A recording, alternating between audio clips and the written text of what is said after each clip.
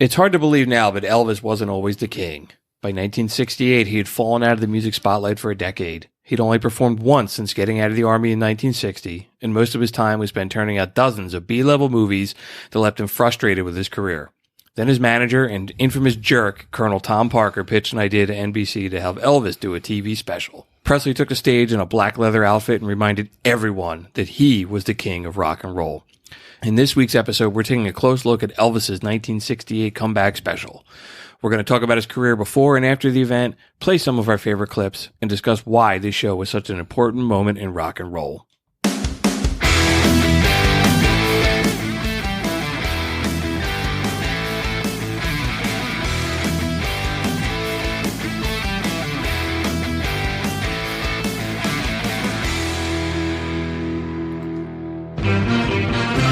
Looking for trouble?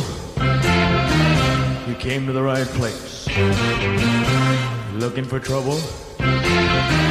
Just look right in my face. I was born standing up and talking back. My daddy was a green-eyed man that jacked because I'm evil.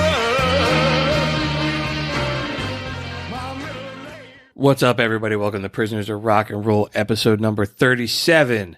Thanks for listening. My name is Bruce Kramer, and I'm so happy to get to spend the next hour and a half to 2 hours talking about music with my two co-hosts and good friends, the Hunka Hunka Burning Love, Ryan McCusker, and the Hound Dog, Doug McCusker. Watch out, man. Are you rocking? He ain't never caught a rabbit, but he's still a good friend of mine. You can do anything but don't step on our blue suede shoes. Speaking of Ryan, you look awesome in your 70 Elvis jumpsuit tonight. Thank you, baby. Thank you very much. Thank you very much. Thank you much, baby. Prisoners of Rock and Roll is sponsored by McCusker's Tavern at 17th and Shunk Streets in Philadelphia, and we are so happy to be part of the Pantheon Podcast Network. Man, tonight we're talking about the Elvis 1968 comeback special. It's a huge moment of rock and roll, and this has been on our topic list for like 6 months. Elvis is the king of rock and roll. This is when he's one of his most shining moments in his career.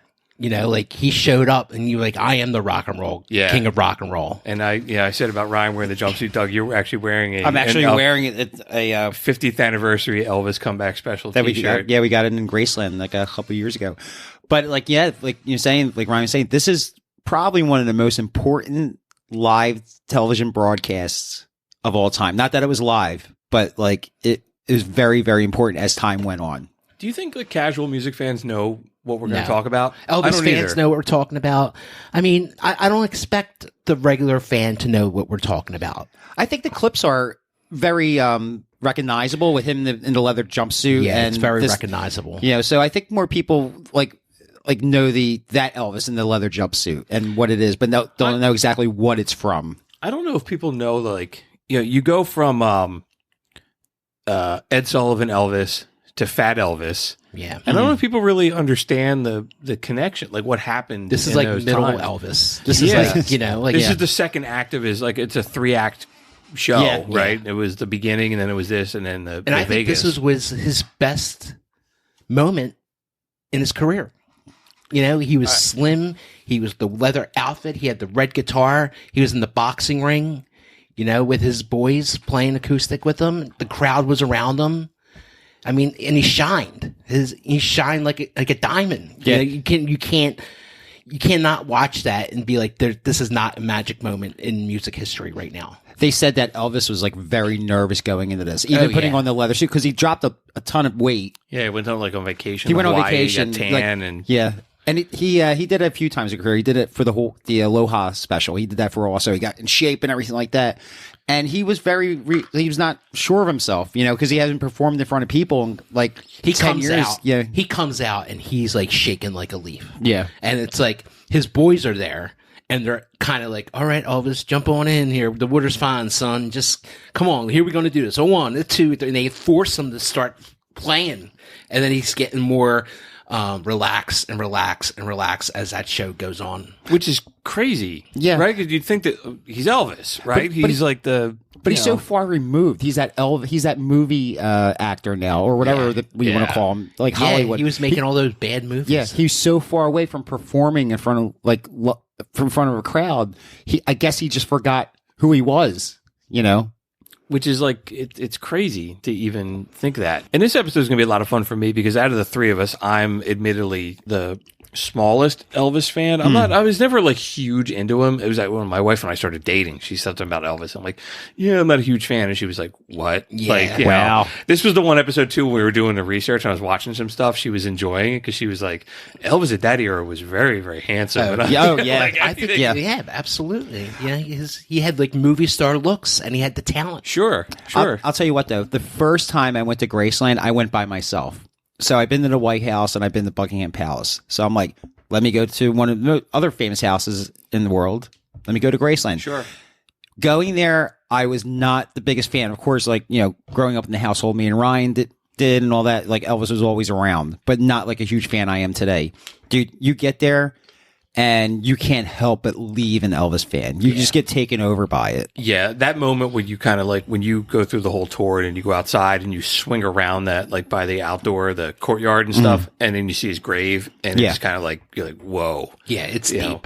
And it's not even if like you don't have the reaction seeing it, seeing the other people. I think I mentioned this before. The one year that I went, it was actually like Elvis weekend. It was the anniversary of his death. So perfect timing, everybody yeah. there was like dressed up, and Wow. it just happened to That be. must have been awesome. It was just random that we're walking in. We're like, why the fuck is everybody dressed up? The flying saucer come flying down.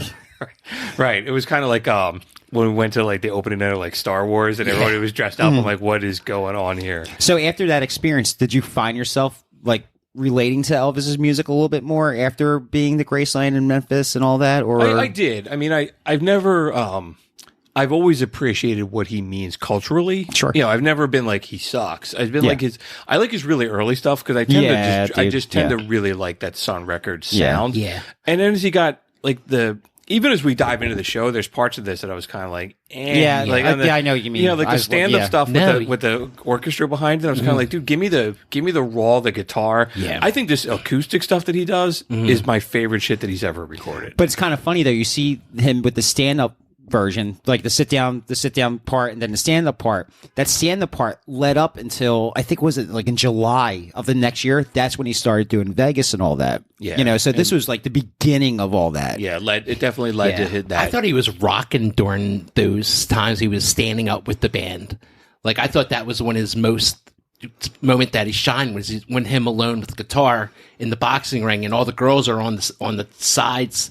And he's like bending down and playing to one of them, and they're screaming their heads off. That's cool. I mean, like the stuff where like the it's real 70s sounding, man. Like the sure. strings are behind. I guess we'll go part by part through it. No, he does memories, and it sounds real 60s, like orchestra in the background. Yeah. So I think maybe before we dive into the special, man, we're going to talk a little bit maybe about like what was leading up. We'll talk about what was going on in music. We'll talk about what was going on with Elvis, and then maybe we'll talk about kind of how the whole program came together, and then we're going to walk through it a little bit. So as always, we're probably going to talk for 2 hours about everything, but that's what we're here, man. We're here to entertain. We're going to talk educate 2 hours about a special that was an hour. Yeah, right. I mean, if you really want to learn about like Elvis getting started, go back and listen to episode 4 that we did on the history of Sun Records. We talked about Elvis. Yeah, you know, a lot. we could have made another Elvis episode, like the same old story, same old thing with Elvis. But we decided let's do something different. We're going to zoom in and take a really narrow look at one important part of his career. But you talk about like how meteoric his rise was. So he goes on TV in '56. And then, everybody knows that, right? That he's on Ed Sullivan, he's shaking his hips, he scares the shit out of everybody. And then he goes in the Army in '58. So it's like 2 years, dude, and he's out. He's gone. Yeah. And he was like, just think of anybody, I don't know, think of like Taylor Swift did that. It's not like he died, right? It's not like Kurt Cobain passed away or Buddy Holly died. Like he went into the Army, so he's like alive, but he's just gone. It was a different time, though. You have to remember, like even in World War II, the baseball players were stopped playing ball. Yeah, this was a different time. You had to go in and give your 2 years. It was like he got drafted. That's what happened. Right. No, it's a good point. That's what happens. That it was more part of culture that people it was a different left. time. Right. But the colonel totally cashed in on that. He's like, great, awesome. Like, we're going to take you away for 2 years, put in the Army, and this, that, blah, blah, blah. And then you come back, and then we're going to exploit you. Yeah, and we'll get to that piece of shit. He's in the next paragraph of my notes. But so Elvis, and he gets out of the Army in '60, and he only performs once. And between then and the comeback special in '68. And that was, I think, was it the Arizona Memorial and Pearl Harbor? Yes. Right? Okay. Yes. And then, so it's funny, man. Like by the time he does the 68 special, his wife goes, I've never seen you perform live. Yeah. She's never seen him in concert, Yeah. which is just like, that just blows your mind. Well, she was so young. How was she? Yeah, right. But then, sorry. So legendary piece of shit, and I wanted to call him a piece of shit in a monologue, but I didn't because we cut that out and we put it on all of our social media. Tom Parker. So Tom Parker is a colonel the way that Colonel Sanders is a colonel, the way that Captain Crunch is a captain. He actually got it from a governor, I think it was like Arkansas, gave him an honorary title in the National Guard because he helped get the guy elect. But anyway, so Elvis gets out and he pushes Elvis into making movies. And in the 60s, Elvis made 27 films. So that's just pick any actor that you want and imagine if he did 3 movies a year for a decade. I think like in a whole career, DiCaprio made 27 movies. Right. Yeah. Right. And most of the movies made money, but people didn't think They were really crappy movies. people didn't think But they were, highly of them. yeah, they were just throwing him in stuff and just, like the colonel's like, how much money are you going to give me for this? All right, Okay, here you go. You're a speedboat racer. That's Yeah. cool. You're a helicopter pilot. Right. And the movies became like a factory. So the producers started condensing the schedule down and they would shoot everything on set because they wanted to make them faster and faster because the movies would so the colonel wanted them to do this because the movies Elvis would only make soundtracks for the movies. Right. So then the movies would promote the soundtracks and the soundtracks would promote the movies and it was like this cycle. Oh, and the of just music money. that they were picking. The So, songs all right. that they were picking. Dude, and I think like after he did this, he got that taste of like playing live again. The colonel had him like on set in another movie a month later. Like within a week, yeah. Like within a week or something like that. So I listened to a couple of the soundtracks, and Elvis is slow as it started going on. Elvis was getting more and more frustrated. The quality of the movies was getting worse. The guy that was like the producer who did a whole bunch of these movies, he got so frustrated. He was like, "I'm out," and he canceled his contract and just walked. He's like, "I'm not working with Elvis anymore." But I did. I listened to a couple of the soundtrack songs that he wrote, and I'm going to play a little bit of one. This is "Do the Clam." I love this song. Dude, it's Yeah, this is a awful. good song. It's This is a terrible. good song. Come Yeah. on. This is one of the better ones. Hey, everybody gather around and listen to that bongo sound. Grab the first one in your reach. Now we're gonna shake the beach. Do the clam, do the clam. Grab your barefoot baby by the hand. Turn and tease, hug and squeeze. Come You on, guys, that's you guys like great. that? I think it's cheesy. I see but that it's scene okay. in my head. But Yeah. that's the thing. It's like I hear that and I see him dancing around on the beach. Like when I hear the Sound of Music song, I see what's her name dancing in the Right. fields. Yeah, yeah. You know? Yeah. Okay. I mean, and so the movies he puts out, there's a couple outliers, like Viva Las Vegas got a lot of attention. Yeah, but the mean, movies generally get worse all his and movies worse suck, and worse. dude. Yeah. Jailhouse Rock's a good one. King Creole is a good movie. Viva Las Vegas is a good movie because of Anne Margaret. Was Jailhouse Rock made before he went into the army? It could I have thought been. it was. Yeah, I think it was could've been. too. And so, all right. So you It was guys named black and white. You Yeah. named 3 of the 27 he made in the 60s. Well, so the it's race- like, you know. Anne loves the Habit one, like whatever. And we were talking at dinner night. I'm like, I know it's your favorite film. Like, how is this taken? He's like, he convinced a nun not to be a nun anymore. This sounds really wholesome, like entertainment for family. That's what she says. She's like, hey, it's Elvis. It's like if he was alive now, it would just be churning out like Netflix or Hallmark. That's what Christmas that's where we're movies. at now, man. Is that level of like kind absolutely. of right? The Hallmark Christmas films probably a good like a Billy good Ray analogy. Cyrus. Yeah, just kinda churning shit. out just garbage.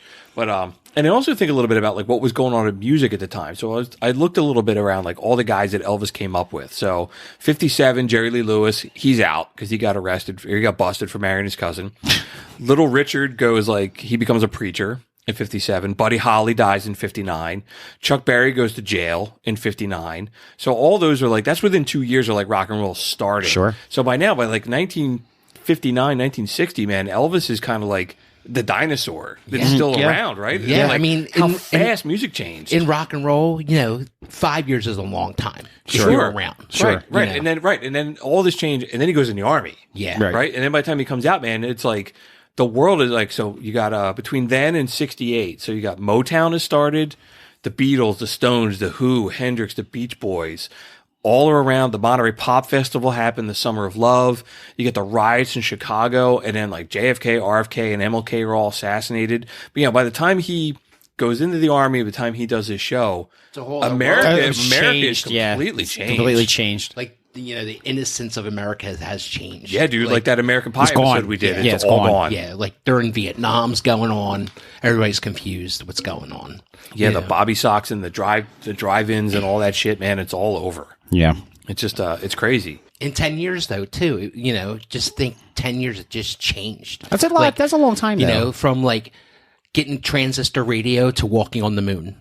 Yeah. You have to think. Yeah. It was like that big, not the Industrial Revolution, but like it was like the after industrial. This is the baby boomer thing going on. The country wasn't evolving. Like you had the media, you had the news. Like, you know what I mean? You had Vietnam on TV. So people didn't have the blinders on anymore. So how could you like really take Elvis Presley serious at that point? He did all those crappy movies. Exactly. But here he is on the special. Yeah. And he's like, I'm going to rock out. Yeah. Like I'm going to truly rock out that I haven't done in like 10 years. Yeah. Yeah. I think maybe before we go any further, though, I do need to hit the shitbag of the week for Colonel Tom Parker. Yeah, let's get out of the way. We're going to play this several times. Let's officially do this. Yeah. Colonel Tom Parker. Shitbag of the week. Dun, dun, dun. He's we were talking as we were setting up, man, like that movie that's coming out and Tom Hanks is playing him, and I hope they don't water it down. They don't whitewash that. Like, what a piece of shit he is. I could see Tom Hanks playing it to the play straight. Yeah. He's a way too interesting character not to play straight. Yeah. He's a very interesting dude. Yeah, we could do a whole. He was a carny. Yeah. He was a carny. He didn't have a birth certificate. He didn't have a visa. Yeah, he didn't have anything. He was a huckster. He was a grifter. He was just a. What was he was when he was a carny? What we were talking about? Yeah, what was his show? His side show? He would tell people to come pay him money to see the dancing chicken. Right. And people would come in to see the chicken, and he had a chicken, and underneath the little area it stood was a hot plate, and he would turn the hot plate on, so the chicken would start getting burnt on the feet, so it would start jumping up and down, and he would charge people. And he bought that from another carny. He didn't come up with that. That's an old trick. Yeah, that's an old carny trick. Yeah, but he bought that from off another guy. He's like, I want to buy it off you. Yeah. There's a couple of YouTube like documentaries about him. I started watching, and I ran out of time this week before we did the show. But it's like he was all about selling merchandise. Sure. Yeah. Like he saw that as free money. He's like, okay, we could put the show on, but hey, I'm going to sell these fans. I'm going to sell these paper, whatever, and make money in between the songs. I hope they show the real him in the movie, man. Yeah, I hope so too. So let's talk about a little bit about maybe leading up the idea for the show. So Tom Parker has this brilliant idea that he's going to get Elvis back in the spotlight by doing a Christmas special. And he goes to NBC and he's like, all right, we want you to do I want him to do a Christmas special, kind of like an Andy Williams kind of thing. He's like, he wanted Elvis in a powder blue tuxedo, lip syncing Christmas songs. He already had like mock up of like the artwork already done. And as part of the deal, NBC then also had to, in addition to paying Tom Parker for Elvis, he had to agree to bankroll another movie. Wow. And, again, he's always playing a fucking angle. I'm sure he walked away with more money than anybody. I'm sure he did. Yeah. I mean, they said he made more money off of Elvis than Elvis did. Oh, God. The cash alone that he made off of him. When they originally said, I watched a video on YouTube. I forget the guy's name, but he worked for embassy. He was like one of the head producers to get it done. So the colonel reaches out to him. I can't remember his name. I wish I did. And he's like, well, just bring some like French pastries and a set. He's like, all right, we're going to sit down and have coffee and talk this out. The guy walks in with a bag of French pastries, takes the bag out of his hand, throws it in his briefcase, closes it, and he's like, all right, how much money am I going to make off this? He was a pig. That's exactly good. That's the best word you could possibly use. He's a pig. But look what he did. The smart thing that the colonel did was, if you want to see Elvis, you have to pay to see Elvis. Sure. That's what he did all those years, and this was the first free thing that Elvis did in 10 years, like to play a free TV show for basically free for people on watching at home. Yeah. And the colonel just wanted to get him back to sell more records and make more money. It was no give a shitness about like managing his career and what he means and what is his image turned into. But I think Elvis saw it as, here comes an opportunity for me to flex my muscles. Oh yeah, absolutely. I think eventually he did, but Elvis wasn't really sold on the idea because he always thought that they always made fun of him on TV. They made him like sing to a hound dog and do this and do that, you know? Yes. So he was really like, I'm really afraid what they're going to, they were never really, they always like filled me from up to here. So I'm kind of like portrayed as a joke, basically. No, that's a great point. I read that too. Because he does go on the one, Ed Sullivan or something, and he's literally singing to a dog. What was the name of the producer of the 68 show? Steve Binder. He was a smart dude. Yeah, he had the vision of turning Elvis back into this rock and roll icon. Yeah, so Steve Binder signs on to the project as the director, and he said he saw it as an opportunity for Elvis to do something really special. And he said he was talking to Elvis before the show and was like, dude, you got to do this. And Elvis is like, hey, man, can I ask you an honest question? What do you think of my career? Yeah, and Steve Binder said it's in the toilet. Yeah, and he started laughing. And Elvis laughed and said, well, I appreciate you being straight with It's me. like somebody, look, Right, somebody's at least you're being not honest kissing, with you're me. not kissing my ass. Yeah. And I wrote the quote down. So Elvis said, "What if I bomb?" And he said, "Elvis, you'll still be remembered for your movies and your early hit records. If it's successful, every door that was closed to you will reopen again." Sure. Which is exactly what we did. And they said the whole time, like Tom Parker was just like arguing. He's like, "No, we're not going to do this." Like, "All right, well, let's do some Christmas stuff at the end." Yeah. Like he just kept giving ground. He's looking for a gimmick. Yeah, he's looking to sell Christmas albums or something. Right. So this dude signs on, and there's another important guy that they bring on. This guy Bill Belew, Belew. I should have looked at how to pronounce his name, but he's a costume designer, and he goes. Binder convinces this dude to come on, and he tells Elvis like, you can't just come out in like normal clothes. You got to wear the whole leather. And if you watch the video, he's in a full leather jacket, no shirt underneath, leather pants, the real high collar. I mean, it's like an iconic, and he gets like progressively sweatier as the show goes on. Image of him. But that guy wound up designing all of the jumpsuits that he wears in Vegas. Later on. I thought was pretty cool. Like he just became like the costume. He's Elvis's like personal costume designer's career, and also made a lot of clothes for him, like in his personal life. I've seen some of those costumes. I've seen the leather costume up and close. And it's really thick, like how thick the leather was. Like you could see how sweaty Elvis is getting. Yeah. Like those lights are hot. And he's got a full-blown motorcycle jacket on. Yeah. And with leather pants on. Yeah, sure. And he's rocking the hell out. So so all right. So the team gets together, the producer, the costume guys on, and they decide that they want to bring in a couple of Elvis's old like musicians to like rehearse with him. Yeah. And at some point, like Doug, you were saying, like Elvis goes, he went to Hawaii for like 2 weeks. Like, to get he's ready. with a vacation or something like that to lose some weight and to get ready for the show, the live performance. Yeah. In front of people for the first time in God knows how long. Wish I could go away for 2 weeks, come back looking like that. Elvis. I literally go away for 2 weeks, I come back looking like the Vegas version of Elvis. But Elvis was like doing karate at the time. He And was like in shape. He was doing all those drugs that kept him going. All going. the speed. And, Yeah, all the Colonel kept on crank. feeding into him like, here you go. But he, so they bring DJ Fontana, his drummer, and Scotty Moore, his guitar player, in to join him. And at some point, Elvis just starts like, he literally moved into the dressing room. He was living there as they're doing all the rehearsals. And I guess kind of one of his ways to unwind was he just started like jamming with these guys.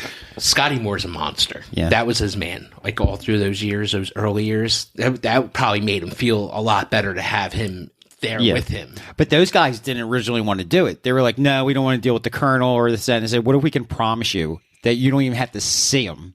And they talked about, and they agreed to do it just because how they felt for Elvis. For Elvis, and they didn't want to deal with him. They wanted to deal with the Colonel at all. So they did it basically for the love of Elvis. He's such a You gotta think, good old though. boy. Yeah. You gotta think, like, the Colonel probably screwed them They did. over They at did. one point or Yeah. another to not play with Elvis again at one point He broke up the during their band. career. Yeah, he broke up the band. He's like, gave him a bigger band to play with.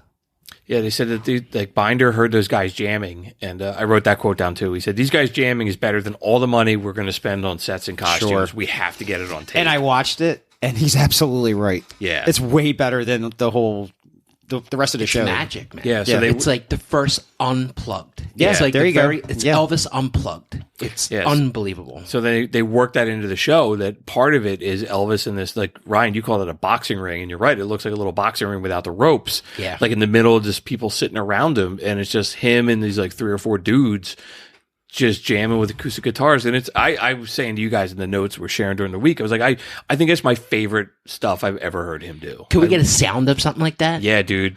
Play the Lordy. Yeah, Miss Claudie. Yeah. Yeah. me.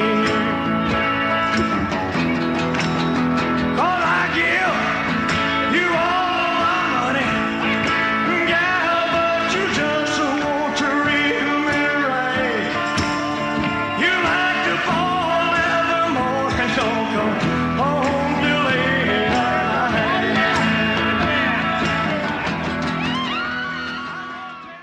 He was rocking out, man. And like, you know, the best thing about these things were in between songs. Elvis was showing his personality. He was kidding around. Oh yeah, dude. He tells a story to one time, like, well, first he pauses and he does like he's like, hey everybody, wait a minute. And he does that little, like, with his one side of his lip would come up. Yeah, I read that he wanted to show that off, that he could still do it. He's like, hey, I made like 20 movies like this. Yeah, maybe we'll hear some of that stuff later in, Yeah, in dude. the show. We'll play a bunch of songs from 68. Yeah. So the show decided they're going to work this angle into it, man, of the acoustic stuff.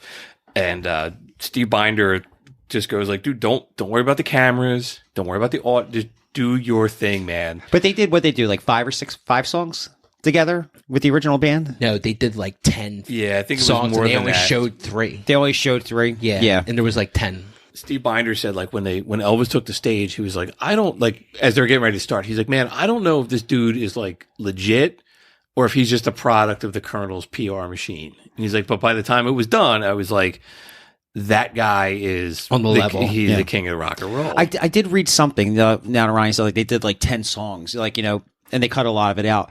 Like, a lot of it was like, from what I read, was improv. There's like, right before, they're like, all right, what are we going to play? Okay, we're going to play Hound Dog, we're going to play this, we're going to play that, we're going to do this, we're going to do that. Elvis forgets the words. Yeah, you see that. In all like, the songs, he's like trying to mumble and trying to joke around it. Yeah. But I think that's what shows Elvis, like what kind of humble guy he was. But there was a lot of improv, like, which is still, it's all improv. Yeah, that's the thing. That's the magic about it. It's all improv. And he's still a hardcore entertainer, musician, you know. Yeah. I thought it was funny that they said, like, when they did that show, they gave Tom Parker, they needed to give him a job to keep him away from everybody. Yeah. So, like, here, man, you give out all the tickets. And he gave some of the tickets to, like, a security guard. And there was nobody there. He gave majority of them the security guards. And the guys, the producers, saw that. So they ran to, like, Bob's big boy. Yeah, and they were begging people to come to the show. And they were like, who cares about Elvis? Exactly. You know, here's these young girls sitting on the side of the boxing ring. And they're like, who cares? And once he came out, he was the king of rock and roll. Who were the Beatles? Nobody knew at that moment. It was all Elvis time. But after hearing that story about them running to Bob Big Boy, dude, I'm watching like yesterday, today, and you see like these old people sitting there, like watching the show, all dressed up in suits and everything like that, and they're just like, this is too fucking loud. Like, where's Benny Goodman? Yeah.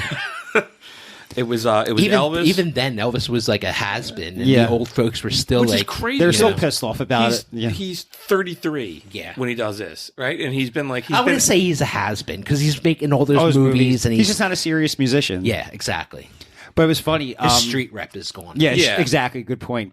But like, it was funny, like, when they were... starting to plan this whole thing with Elvis and everything like that, one of the guys, producer, they're like, all right, well, you go keep the Colonel fucking busy. Why we really work on this. So they would pal around with them, go take them drinking. Like, there's like reportedly pictures of taken with Colonel, like dressed up as Colonel Sanders, and like the other guys dressed up like Napoleon. It got really weird. Real weird. It was like it was like, you know, I mean, like it was really they weird. should write a book about him and his crazy behind the scene life. Yeah. Maybe that's what this Tom Hanks is going to be. Maybe the Colonel has some stuff in his closet. Yeah, maybe they'll kind of like the JFK scene when they're all like dressed up in like that's what I see happening. I see the Colonel like being dressed wearing up women's underwear. Yes, exactly.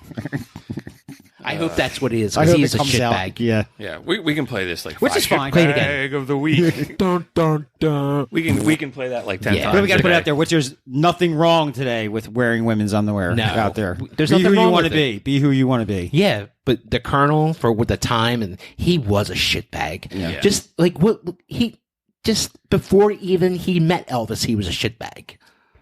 You know? Yeah, exploit it.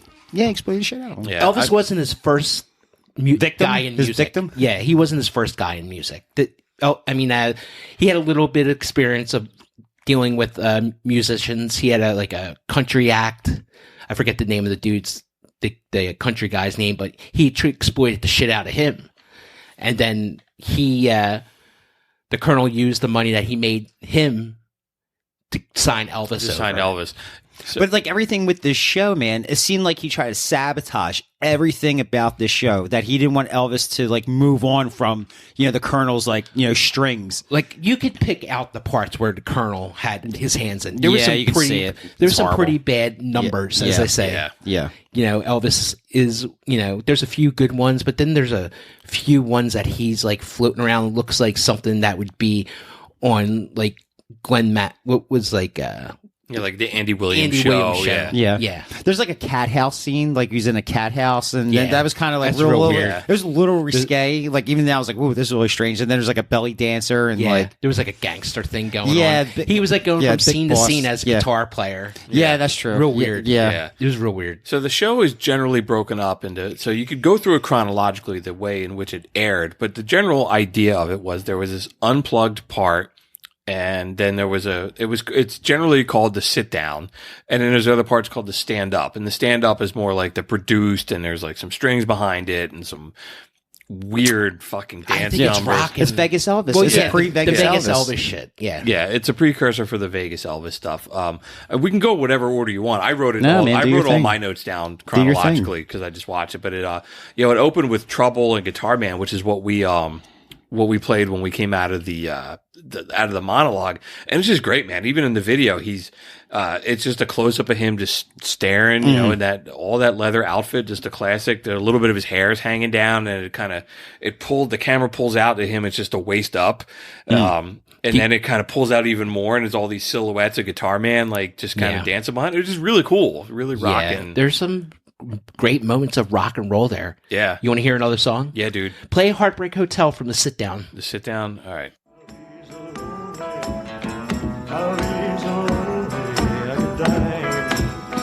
Well, it's always crowded. You still can find some room for broken-hearted lovers to cry their so lonely, baby. Be so lonely. They'll be so lonely. They get down. What's that? So if your baby leaves. That's magic, man. I could listen to that whole fucking thing, man. That's His just like voice is at its best. The rock and roll screecher is there, man. the dudes in the band is like, oh, come on, get on trying- here. Like, this is great. They're trying to calm him down kind That's of thing. that makes me. I wonder if that's like recorded earlier, like in that sit down. Is that like one of the first couple songs that he sang with them? Because he does sound a little nervous. This in is there. the first and they're sit-down. cheering him on, like, "Go get Yeah. it, go get it, son." That's You exactly know? what they're doing. That's Yeah. exactly what they're trying doing. to get him to go. Yeah. And it's Elvis is like really hard to control on stage because they have him sitting down. And in whole Elvis' career, he never sat down in his whole life. So he's getting up and he starts dancing. Yeah. He's doing the king swing kind of thing. like in the chair, The a king couple of swing songs, kind of he's thing. Yeah, he starts wiggling and He's shit. putting his Yeah. hips out. And there's the one part he starts yelling for a guitar strap when he's doing the sit down. There's some great in between songs things that are on this box set that we're listening to. Yeah, it was like, and he starts singing "One Night with You," and he's like, "One night with a guitar strap," Yeah, and he's like, yeah.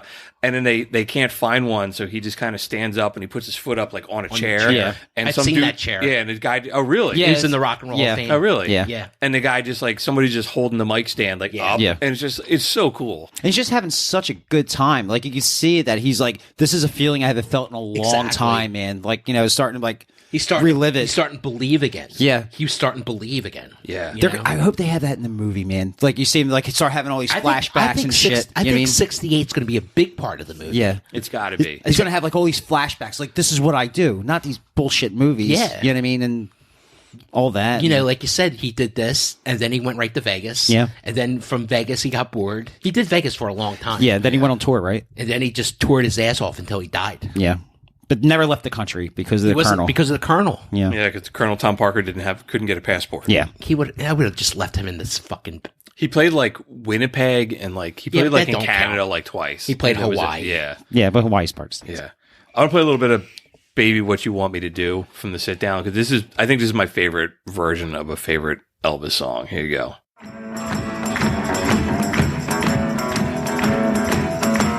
We're going up. Oh, yeah. We're going down. Oh, you're going down. We're going up, down, down, up, anywhere you want to roll. Yeah, yeah, yeah.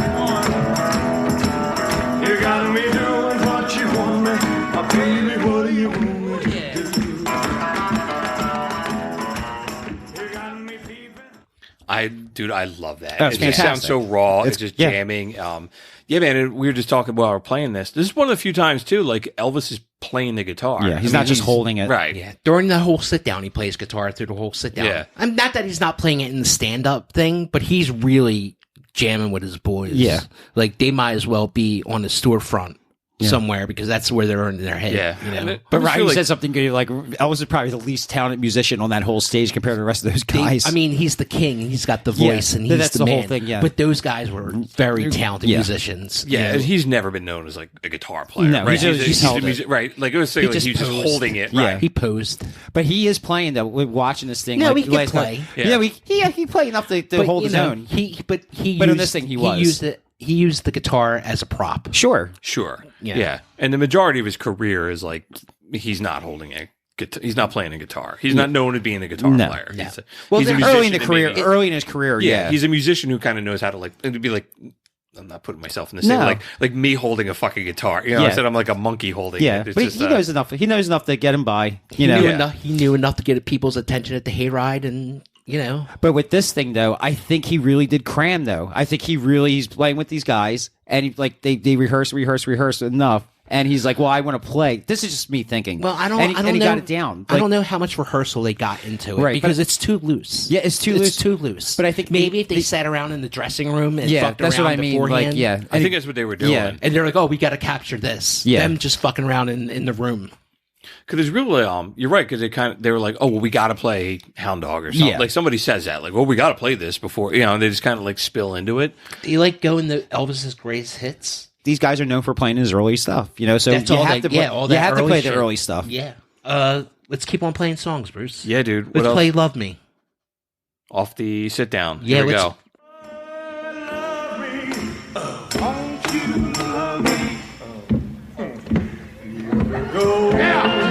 Darling, I'll be oh so lonely.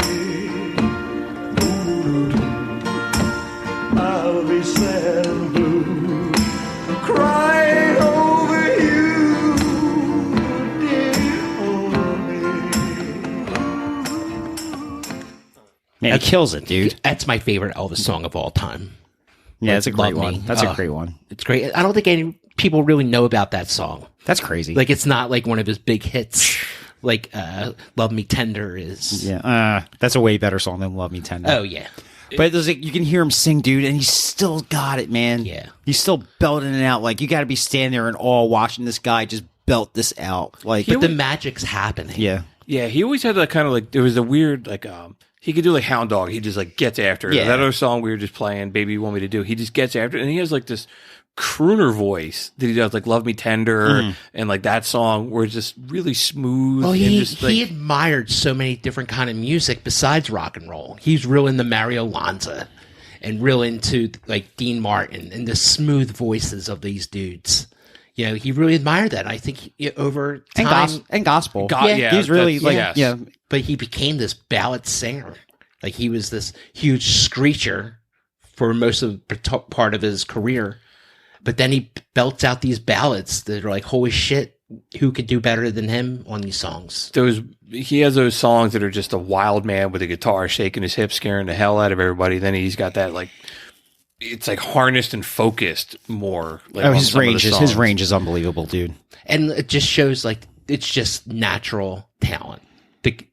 Maybe Elvis isn't the most musically talented guy on that stage, but there's only one Elvis. And You're right. Elvis is carrying that whole jam session because it's all about him.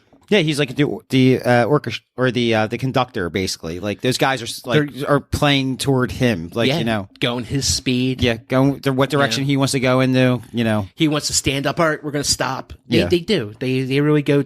They make him comfortable every piece of that time they're on the stage, and they're kidding around. They're boys. Yeah. You know, there's one part of it they didn't show in the special, and one of the guys was like, "Hang on, Elvis, hang on for a second."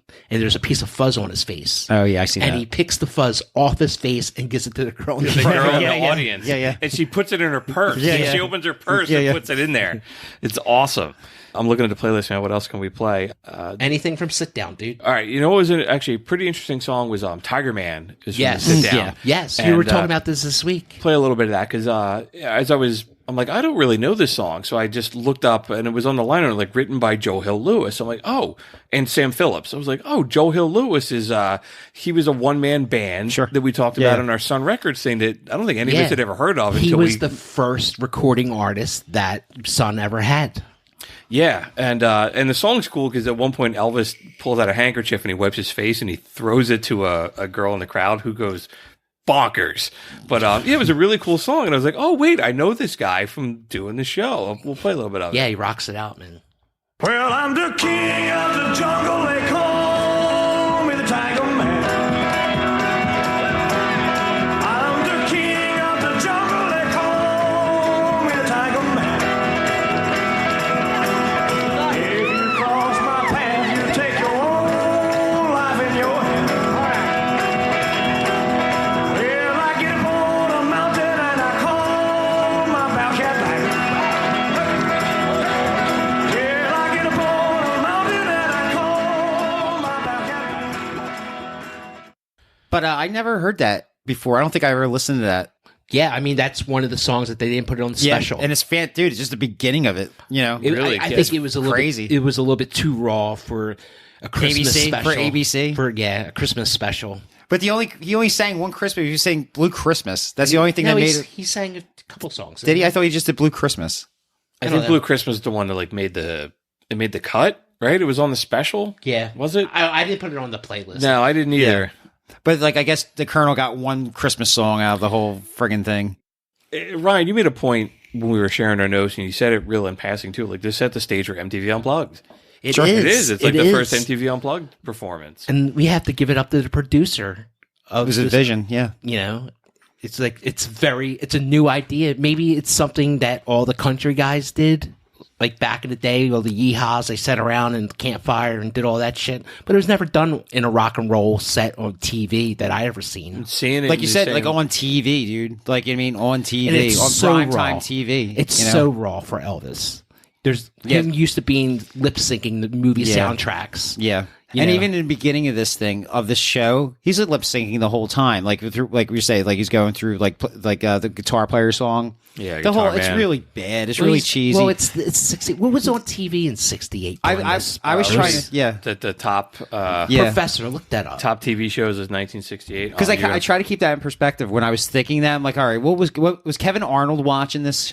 Like, you know what I mean? What was Kevin Arnold watching at this time? Yeah, he was only watching the Beatles. Elvis has come and gone at this time. Bonanza, Gomer Pyle, the original Batman. So you got kind of like some campy. I was thinking it too when I was hearing the stand up part. I was trying to put it in the context of the era that we're listening to. But like before they got to this in the show, like you said, like Batman was on. That was a big deal. Like Batman was on. Yeah. And you see like the sequences they're doing with the girls and everything like that. It was very, very There like was some strange shit going But on in so that. was Batman, man. No, like this was Elvis was totally visioned a little bit. It's like they did a karate dance sequence in this '68 comeback special. Yeah, we'll get to that. It when was we pretty talk about bad. the stand up. It was bizarre. watch out, man. Yeah, it's really bizarre. Karate. We should probably play the little part where he talks about like what's the show? He talks about like he can only move his pinky finger. Yeah, Yeah, in Florida. Yeah. He's playing in Florida. Yeah, I believe probably- it's the end of. It was like hound dog. He does like a little bit of like he's like, imagine I could only move my pinky. You ain't nothing but a hound dog. That's it. Yeah, you're right. It was really funny. We gotta find Because it. he would have been arrested in Florida if he Yeah. would have shook anything. So he just sat there and Yeah. moved his pinky. He said, It's just a good part of his. We should just play it just to illustrate. I don't think he was performing Hound Dog at the time. Yeah, he he just worked it in. there. Yeah, I don't know the what hell. song it is. All right, I can find. I listened to it a million times this I week. did too. Hey, Elvis, the finger was Yeah, that's all I could move in Florida. The police filmed a show one time in Florida because the PTA, the YMCA, or somebody, they thought I was something. And they said, man, he's got to be crazy. So the police came out and they filmed the show. So I couldn't move. I had to stand still. The only thing I moved was my little finger like that. You ain't nothing but a hound dog. You know, for the whole show. Man, so it's just really good that he's just kind of He's chumming around. Yeah, there. he's telling jokes. He's being funny. We said a couple times like he takes a handkerchief from some girl and he wipes his face and he throws it back at He them. does it constantly. Yeah. From a different girl. He just gets tissue, wipes his head down, and now it's on eBay somewhere. Yeah. I think his stage presence definitely came back. Like, and that's something like with him wiping like the handkerchiefs later in Vegas, like, just He's a showman. Yeah. And there's no dudes in the audience, right? It's all women. No, I think there's a dude sitting on the side of the stage, but he's playing tambourine. Yeah, I who don't is know. that guy? I don't know. I think I he's tried the to look him up producer. today. I think Yeah. he's the producer. He's got to be juiced in somehow. Maybe he's part of the Memphis Mafia. I don't know, but he's just like he's a main part of that part, and he's sitting on the stage. Like, the tambourine is very well known in that sound. You can hear it. Right? Yeah. There's 3 percussionists in the band, so I think it's Yeah. probably one of those guys. Yeah. So And he's on beat too, so, thank God. Yeah, there's 6 people on the Unplugged, and 3 of them are listed as percussionists. So one of them's got to be the Tambourine But he's just guy, like in a regular suit. He wasn't in that red suit with the rest of the guys. Yeah, that's a good point. I didn't think of that, Maybe he's like music for the project for the '68 special. Just like, kinda maybe it's snuck a on the project. stage or I would something, too, or- man. Yeah, dude. Hey, Who can play tambourine? Right. I can. Play the triangle, Dave play Jones. the tambourine. All those one-handed instruments that you can play when you're in a school band and you can't play anything else. Yeah. Like I play the triangle. Ding! Yeah, that was that what my you played in high instrument. school? Yeah. Ding dong. Yeah, pretty much. So, is there anything else on the sit down that we should talk about? As I said, we talked about the kind of the I mean, funny. besides playing music on it, We talked about the song "Memories." Is kind of like the bridge. into he the- like sits down. yeah, he's sitting on the edge of the stage with like a girl on either side. Yeah. It's not a real good song. It's just not. You Can know. you play it?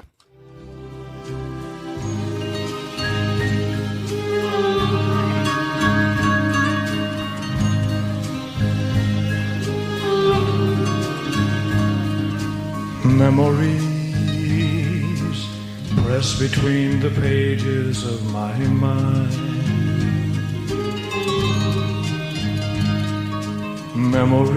Memories sweeten through the ages just like wine. I think we found our dude. electric chair Yeah, song. right. Between like the Spanish guitar and the way It's a little bit overdone. Yeah, Yeah. I think a lot of the stand-up stuff on this special is overdone. In my I think opinion, it's kind but- of rocking. I don't know. Maybe I'm just a sucker. Yeah, Did the Colonel pick that one? I'm sure he did. Yeah. Yeah, because he is the shitbag of the week. Shitbag of the week. No, that's never going to get old. No. Not this episode. Is that it on the stand-up show? I the said stand-up part. that I have other songs, but we don't have to play them. Okay, no. What else do you want to hear, man? No, It's such a like- it's such a kick-ass part of music. What else do you want to hear from it? The blue suede shoes. Got it. Well, you can do anything but lay hold on my blues. Get it on! Knock me down, step in my face, slander my name all over the place. I do anything you want to do. Honey, lay hold on my shoes and don't you step on my blues. Well, you can do anything but lay hold on my blues.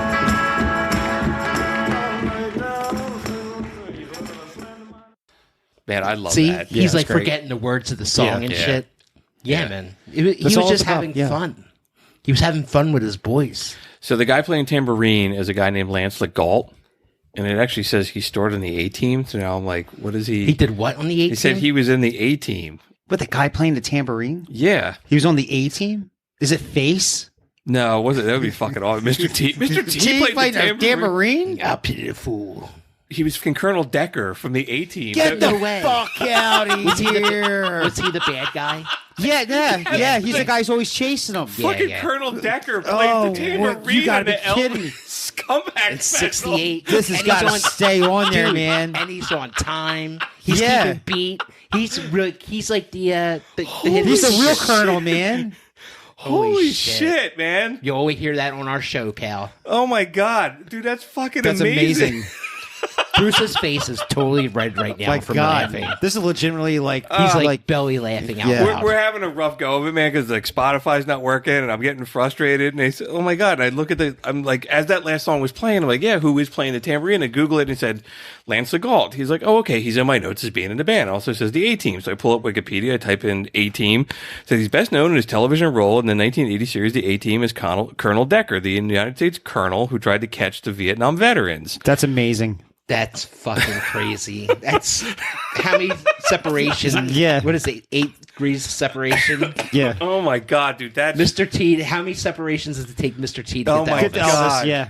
So One we- separation. We can't edit any of that out. No. We've got to keep it in, and that's like a holy shit. I learned something today. The Colonel Decker from the A-Team. Play tambourine. Oh, dude, that's fucking fantastic. Do you think he like bragged about that I shit? would, yeah.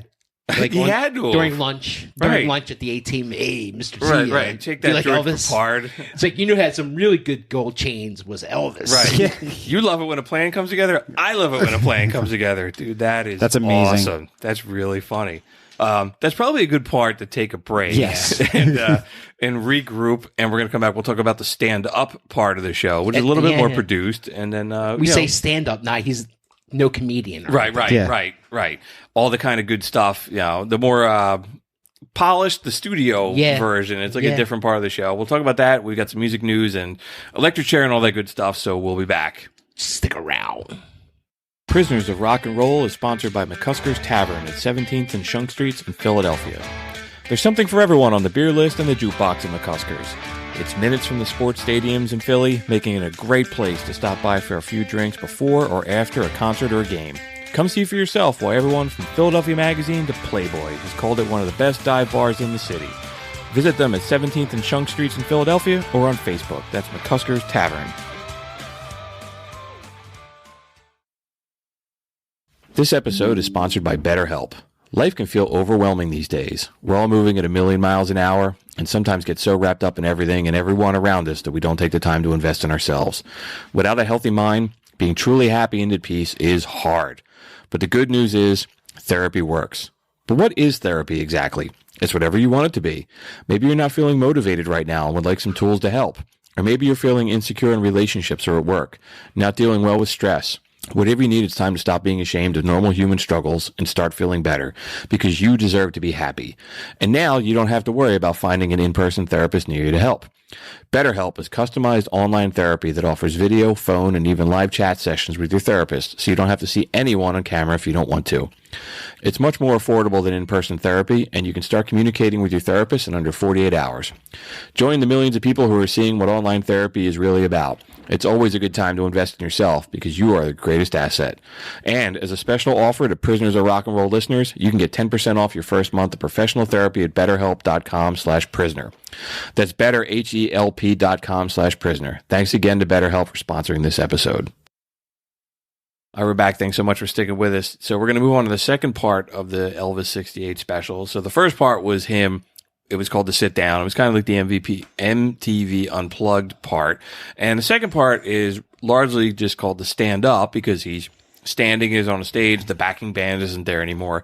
And it's really more kind of like the, Doug, I think you said like the Vegas era kind of. It's just him like on a little stage, like a little ego It's the ramp. same. It's the same stage. They just hook up all the other The other musicians. And it's just Elvis by himself with that red guitar that's so famous. And I think they recorded it like at a different time. I think they It was like the next day. It was the following day. It's a different Yeah. crowd. It's a different audience and all that kind of It stuff. has a totally different feel. It does. It is not my favorite. I'm not a big fan of this era of Elvis. I'm not a big fan of this genre. Yeah, like that I kind hear you. of. I think it's just a little overproduced for me. But I totally understand that's what's going on in the at that part of the year. Even that time of music. I mean, 68, a lot of like melodies going on, like each song doing something different. Yeah, a lot of strings. There's some flute. Several members of the Wrecking Crew are playing on this. Oh, really? Yeah, I didn't know that. Yeah, No and kidding. Wow. Darlene Love is singing backup in parts of Oh, it. really? With the group The Blossoms. Oh, the I did three read that, African American yeah. girls. Yeah. Darlene Love is one of those. But Backup you know what? I singers. did read that like there's like some like gospel parts, and he wasn't going to do any gospel parts, or the No, Colonel didn't want him to do it, and he wasn't going to get the girls to sing on it. And then Elvis is like, no, I kind of want the girls to sing on it, something like that. Yeah, it was like the notes that I put on it was like so he does the gospel stuff, and that's the song that Darlene Love is on, and it starts really weird, man. There's a couple like the video of this. There's a weird like dude dancing, this weird ballet kind of thing, and it's in the gospel, gospel part, which is really odd. There was like so much weird shit going on in this special. Besides these awesome rock and roll moments, there was some really bad shit going on. Yeah. Like bad TV moments. It's the 60s, man. Yeah. And Like you have to think like laughing was probably big. Like, Yeah. that whole look, like this Socket 68. City, yeah. yeah, that's a good point. And he, I think he didn't want. He wanted to do the gospel song, and then there was some comments that he thought that the choir was all. He's like, it was all white women. And he wanted some diversity in it because it was like right after Martin Luther King, and he wanted to make a statement in the last song. So he had the Blossoms come out that Darlene Love is a part of and sing it. Yeah, the dancing is really weird, but there's some really cool parts in the gospel melody where like the rock and roll and the gospel part like crosses together. And I've always liked that in music. We can't. There's a part that he starts talking about how rock and roll is basically country and gospel music. Sure. Yeah. You know, he talks about it in the special. Our music is basically, rock and roll music is basically gospel or rhythm and blues. And it sprang from that. And people have been adding to it, adding instruments to it, experimenting with it. But I don't know if it was. I guess it was after this because he put out a gospel album and he won a Grammy for it. You know what I mean? Put out a bunch of shit for Did he? everything. Yeah. But like for one, he won a Grammy for gospel album. I think he put a Passover album out. He might. He had a handful of gospel albums. I think I can get to the part where like there's in the song "Saved." So the gospel number is a melody of like 1, 2, 3, 4, 5 different songs all put together. But at one point, man, it gets really rocking. I'm saved. People, let me tell you about a kingdom come. I am saved. I am saved. Well, I can preach until you're deaf and dumb in that soul-saving army. Beating on that big bass drum.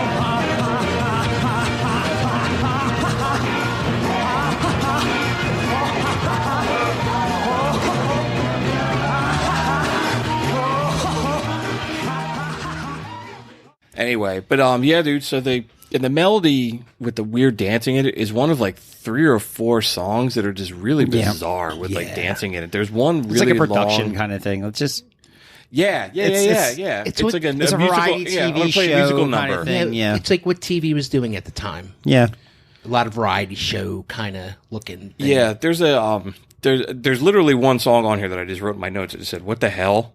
Because it's like it's a melody of like Nothingville, Guitar Man, Let Yourself Go, Guitar Man, It Hurts Me, Take Good Care of Her, Trouble, Back to Guitar Man. And it's like a little like a short version. Like he's got like his jackets like over his shoulders and he's walking around with a guitar and then he beats up a guy. Yeah, he's walking from scene to scene. Like it's really He's got his guitar. He The guy runs, smashes his guitar, like the gangster looking yeah, guy. this big like heavy dude with a beard. Yeah, he goes a song called Big Man or something like that. Yeah. And then like He's got like a weird denim outfit on. He's got a denim shirt and a denim jeans. And then he's singing while like he's doing all this karate with all these people, and it's so like it's probably what Karate. like action scenes in his movies would look like. It's just so bad. He was like showing off his karate. yeah, But it was really funny. We were talking earlier when Elvis was doing the pre-production of all this. So he was rehearsing with the band and everything like that. So his guys were all around, like the Memphis Mafia. So he'd walk into a room and he was like just starting to not starting to study karate, but like guys from his entourage would like fake attack him. So he'd like practice his karate on these guys. He was probably so drugged out all the time. He was probably pretend land. He was like, Oh hey, my give me God. whatever you want, Pretend- man. Hey man, pretend that you're Exactly. and you coming at me. You're coming at me with a knife. like you do. Oh, won't you remember? And it's so weird. Like he's fighting all these people, and he's doing like somersaults, and he's still like singing at the time. He's like lip syncing the stuff, and then at one point, when he's singing "Trouble," he shows up in the gold jacket, which is on the 50 million Elvis fans can't be wrong.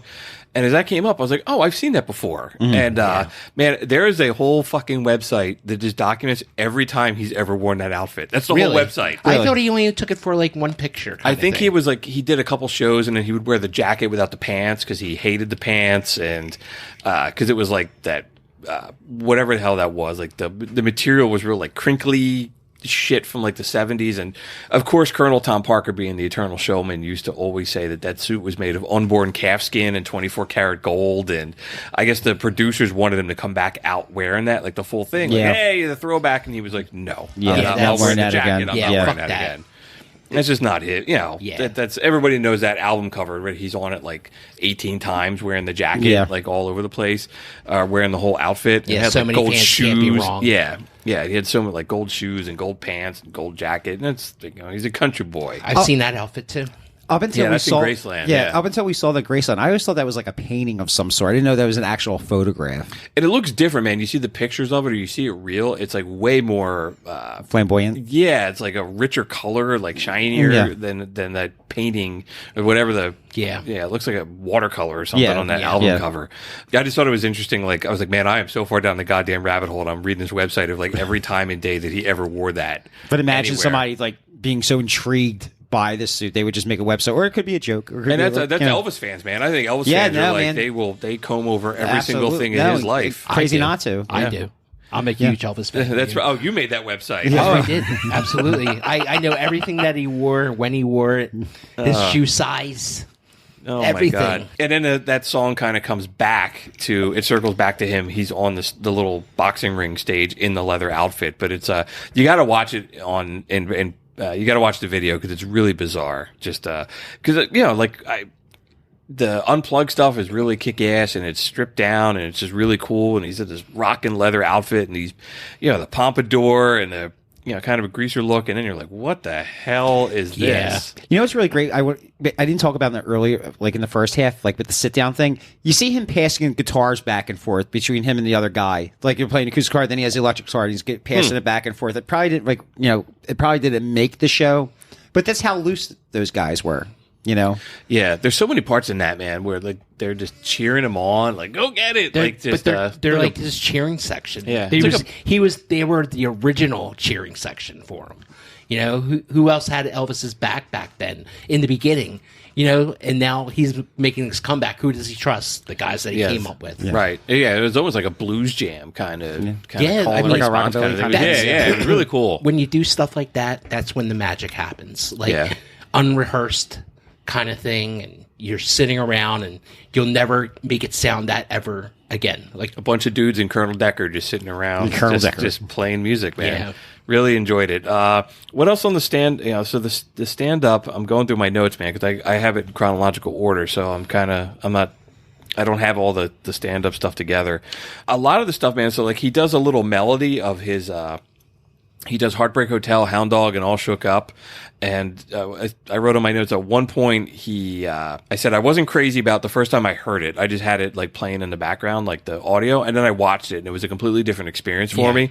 And at one point he gets up and he goes like, it's been a long time, baby. And the crowd is going nuts. And at some point, like you can see it's like kind of uncomfortable, like a pause because the crowd's going so loud. He just shuts up and just kind of looks around and it lets it go way longer than it, you know, it's instead of like a 10 seconds. well, he hasn't been on stage for so many years. Yeah. Like I mean, like he's embracing it. Like he's enjoying the moment. Yeah, you know. At one point, like I don't blame him. he's holding the mic, and so he puts his hand down. And he just kind of like he nods and he smiles, and the crowd just keeps on going. Yeah. It's really cool. Like Yeah, he's I kind of mean, like, all right, he's back. Yeah. I'm Elvis and I'm back. Yeah, and then he's at one point in the video, he's like he falls to his knees and he's kind of like swinging his like he just totally gets into it. Sure. Yeah, and it's just like He he's was a Elvis. showman. Everything he did, it's like once again he was on stage like he was in the beginning, and he, you know, and this time on TV they're letting him swing his hips and jump around and Yeah. you know, do everything that he wasn't allowed to do 10 years before. Yeah, that. yeah. I think I can get a little bit of that. The melody. Well, I found a new place to dwell. Well, it's down at the end of Lonely Street at Heartbreak Hotel. I'll be so lonely, baby.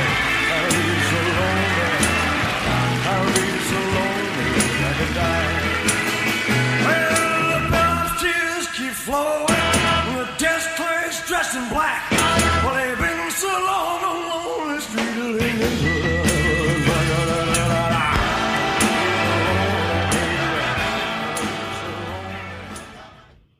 I think he was grooving a lot. Dude, he Yeah. sounded great, Yeah, man. his hair's falling. Yeah. And the point where he just like kind of lets it go, he's like, Yeah. he just kind of like free flows Yeah, it. he's getting into it, man. He Yeah. sounds great, dude. Yeah, I think the band sounds great. I think Yeah, the strings and all backup- that, yeah. The backup sounds great. I could do without the strings and everything.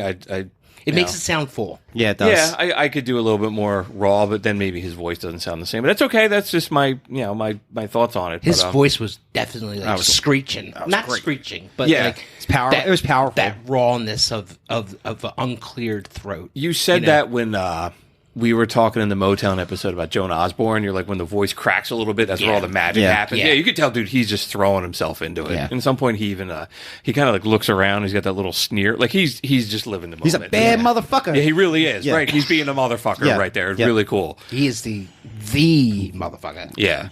Yes, the king of the motherfuckers. Really, really cool, man. And I think it reminded everybody that he was the king. I think, like you said, like Jerry Lee and all these dudes, they already came and went. And, like especially Jerry Lee was like, I'm the king of rock and roll. Yeah. Right. Fuck this motherfucker. Yeah. And here he is 10 years later proving that he was the king of rock and There's only roll. one Elvis. He also has a little bit of fun with it too. Like, you remember he changes the lyrics to "Love Me Tender." Yeah. Yeah. And it's like, maybe we should play a little bit of that too. Yeah, like, yeah, do it up. It reminded me almost of like Love me tender, love me sweet. Never let me go. You have made my life a wreck, now complete, and I love you so. Love me tender, love me true, all my dreams fulfill. He's always had fun with that song. Like you watch the Vegas Elvis documentary they made a few years later. I guess it was in the 70s, and he's singing this, and the girls are on stage. He goes, "Woo!" He goes behind them and all, and the girls all start laughing and like He loved being in front of the audience. Yeah. Yeah. And I think that's a big thing that the Colonel took away from him was performing in front of an audience. And look at such a intimate setting that Elvis totally outshined everybody in that whole on that whole stage. Now, that being said, you brought up a good point. Like, the Colonel took him away from it. Do you think the Colonel, like, doubted his talent to play live, and that's why he kept on making him doing, like, movie after movie No, after movie? I think or it was just easier? I think the Colonel had his own vision, and that vision was Hollywood. Yeah. Like, that's where the real money was at, Right. not these little concerts. Yeah, these concerts. And he couldn't go anywhere. Like, I mean, the Colonel couldn't leave. But- So the opportunity was only so much. How many times are you going to play Philly? Yeah, Like, but they could show Elvis in Taiwan. Elvis is in Taiwan in the movie. I mean, not in the movie, but they're showing the movie in Taiwan. Yeah, that's good point. They're listening to Elvis music. Good point. You know, That's a good point. and he could make those movies, I guess, because the production schedules got tighter and tighter because they were under so much pressure to like just keep churning these things out. Yeah. So it'd be like, all right, you make the movie, then you go do the Elvis fans would always go out and see the movies. and then you go make the soundtrack, or Elvis would have some leftover stuff that they would force into the movies to promote the movie, and then you buy the sound. It was just, I mean, it's good business. With all I these guess. movies It's just- being made, I wonder how much money prior to his death that these movies made for the movie companies, the Paramounts and the MGMs and all that. I think the business was totally different then than it is Yeah, now. Was it like profitable? Like, I'm sure the Colonel made money on it. I'm sure Elvis made They money on made it. their money before the movie was even out. That's very true. But was Elvis that still big of a deal for them to keep on pushing out movies like this, or just became like He was such an a big actor? It was such a big deal. They put him on TV during Christmas. They said on average, a film would cost about $2 million to make, which was about $15 million today, which is really not that big much, of a deal, right? Yeah, for yeah. a movie. And they said it would make about 3 times that. So it would Okay, make, so people were going out and seeing it then. right. Yeah, like all the- $45 million bucks. So people were still Like doing all it. all the parents are going out and seeing the Elvis movies. Yeah. Right. So they're making. Sure. So the studios are making Yeah. money. It's just, I think, as the quality just gets crappier and crappier. Just turning The these stories things out. are bad. And you know what's funny? When The I read, acting's bad. Yeah, it's hokey. I read when they God. put this out. Like, so what was the date that the 68 the special came out? Like, the date was like December, like right Yeah, it around was Christmas. close to Christmas. They said 70% of watchers who were watching TV that day watched this. Well, you only had 3 channels. Yeah. That's true. You That's only very had true. 3 channels to watch. Yeah. It's not like we had 800 channels Yeah. now. Yeah, I saw that too. But 70%, that's not too bad. Like, people still Yeah. loved Elvis. Yeah, You know what I mean, again, there was only 3 channels at that time. There was only 2 other shows to watch. Yeah. I think it outdid did Andy Griffin or whoever Yeah. the fuck was on TV that night. Yeah, I'm sure you had people that were legitimately just curious, like, okay, Elvis, like I know who Elvis is, you know, he was that guy that was in the movies, and there's probably like legit fans who are like, holy Yeah. crap, he's But do you back. think like bands like the Beatles watched it and everything like that? I And would said, say- this guy is the king of rock and roll. If they weren't playing a gig that night or doing whatever, yeah, then I would say definitely. Like in '68, they weren't playing gigs. anything. They Yeah. weren't doing anything but taking drugs. I think, yeah, it's true. I think people, yeah, I think they were probably watching. they were probably They watching had it. to, Yeah. like, you know, I would think just, all those bands, Yeah. The Who, the Grateful Dead, any band that was even interested in music was watching the comeback special. Because you wanted to see if he was really going to make a comeback. it really like it's hard to wrap your head around that, to like, yeah, that you have all those bands you just mentioned, and then like that Elvis is like this archaic relic from another era that isn't really that long ago. Yeah. You know, it's so crazy It was to think 10 about years. it. Think about what was 10 years ago from now. What was that? Like Jennifer Lopez had a huge song. Right, Yeah. Like, right. you know. Right, like she gave the Super Bowl. Yeah, I was going to say she just did Super Bowl. Yeah. Kind of like, okay, like, but it's more about her how she looked and what she Yeah. was Oh, singing. that, like, absolutely. you know, it's just like, yeah, it's such an interesting cultural phenomenon, this whole special. Was really It glad we opened the did- doors for a lot of new ideas, especially recording live band kind of stripped down things. Yes, and that's a good point That's a too. very That good so point. they never like these TV specials never really had this like one dude. It was always like a variety show. Yeah. So the and the show was actually sponsored by the Singer Sewing Machine at the time. Okay, So it was right on. called like the Elvis Special, sponsored by Singer Sewing Machine. And Singer had gone to NBC saying, all right, we're going to make 3 specials. We're going to do Elvis, we're going to do Liberace, and we're going to do Don Ho. So Right it was on. like that. Just Yeah. like that was like what they're thinking. Like, so they put Elvis in that same bucket. That's kind of the quality that they thought they were going to get. And Elvis, being the king of the motherfuckers, just blew the roof off. I have no idea if they ever made the other 2. Not So, near it, like, I I- can't you know, I can't imagine Don Ho being bigger than Elvis. No, special. right? No. They're like, who's Don going to Ho watch that? rocks. Yeah, Don he Ho was a big rocks. deal. He was a big deal. But he ain't no Elvis. No. Don So, Ho. so Singer said that they wanted Elvis. They wanted, if they were going to do 3 specials, they wanted Elvis. They had signed on to produce like 3 specials. Yeah. Did So- they get to pick Elvis to do it? No, I think once it got pitched, Picked, I think got it. Singer had Okay, like gotcha. a promotional thing Gotcha. with NBC. Okay. But if you see the original, it was like it wasn't called the Elvis Comeback Special. It was at the called time. Singers. Yeah, the Singer Elvis Elvis, Special. special. Yeah, Special, something yeah. like Yeah, that. they didn't come up with the comeback special until years. Yeah. That title, anyway. Yeah, like years culturally later. that got Yeah. attached. Yes. Like Yeah. the fans put that to it. But Yeah. yeah, it was really interesting. What else from the stand up I do before we get to the last song? Is there anything else that was on the stand up you want to talk about? I mean, we can go through a bunch of songs that everybody knows, but fuck it. Let's just play something that matters. All right, so the last song that Elvis does on the special is "If I Can Dream," and it's a special song because Elvis was really, Ryan, you were saying, like he was really moved by Robert Kennedy's assassination, and he was like he wanted to do something. I mean, the Colonel wanted to end with "I'll be home for Christmas," right? it's And a it's like, horrible kinda idea. like, no, man, like especially after all that energy and everything else. So the director, Stephen Binder, pulls together the music director and asks him to write a song, and he writes this song that has like a real like a gospel vibe to it, and you can kind of hear the connections between that and Martin Luther King's "If I Have a Dream" speech. And it's got a very, very gospel sound to it. Elvis comes out and he's wearing he's in all white when he It's records it. classic. Yeah. I mean, that's like the cover of the It's a very famous picture of Yeah, Elvis. like- he's got the Elvis in the background. It says Elvis in red lights. yeah. It's very famous. Him in the white suit with the red tie. Yeah, and he said like when they were pitching the idea, Tom Parker was still like just being contrarian to like everything about this show was Yeah. like, no, this ain't an Elvis song. But that's why, like I said earlier, it sounded like he was just sabotaging this whole thing. Yeah. It wasn't Maybe they didn't give him enough money. maybe. But what I did hear when Elvis recorded this, he recorded it in the dark, and he was like sitting on the floor, like in a fetal position, and writing the words down on the concrete. And he sang the song.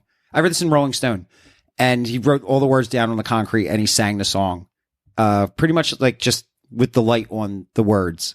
But then when they recorded, the Colonel came in with his lawyer Say, okay, so Elf, we're gonna play the song. You're signing over the rights to this song now to us. Oh my God. Which is, again, just why he's such a scumbag. Let's play a little bit of the song before we get into it. We talk a little bit about it anymore. We're lost in a cloud with too much rain.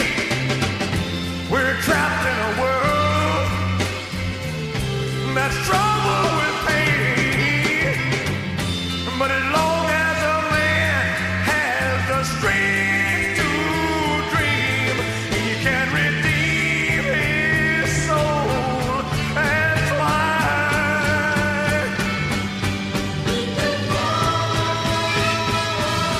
Deep in my heart. And he's doing that live. Right. Like that's like live on the set. Right. He's not lip syncing on or anything. Yeah. No, it's really, I mean, that was when we started this, Ryan, that was the first one you sent me. You were like, watch this. Like, don't listen to it, watch it. Yeah. It's him so powerful. It's become one of my favorite Elvis songs. They featured it in the Searcher HBO special, and it's on the TV, the last thing they show, and they have him stand there at the end of the song, and he has his hands up in the air, and he's in Graceland, and they pull back from the living room. It's so ghostly. Yeah, I remember that. Yeah. And we didn't talk about that documentary, the Yeah. two-part. The Searcher. Yeah, it's really good. Oh, it's really Yeah, I great. watched it a couple months ago. I really enjoyed it. But after Elvis did that, a few months later, he reached out. I can't remember the guys who wrote the song. But he said, "You made me realize that I have to trust my gut more than anything when I want to record something. I'm never going to not record something because somebody's not just because somebody doesn't agree with it. If I feel that this is what I want to be, I'm going to do it." And you listen to that song. This is what he's doing, like in Vegas, like these big, powerful songs with the strings behind it and this and that, and he's showing off his voice and the projectile of his voice and all that. And that was like the gateway to what Elvis's career became after the '68 comeback special.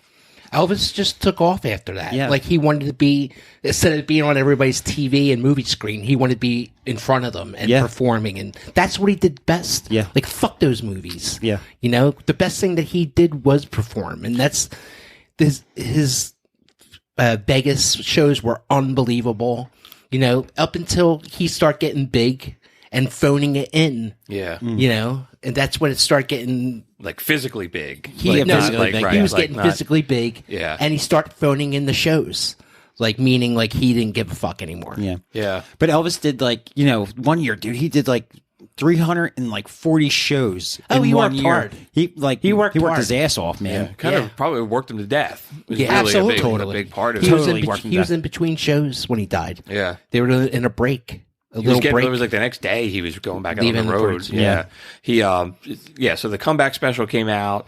That song, that was a big deal, that the song. soundtrack went top 10. That song was a like top 12 hit, went gold. That was the first like hit he had in like 10 years. Yeah.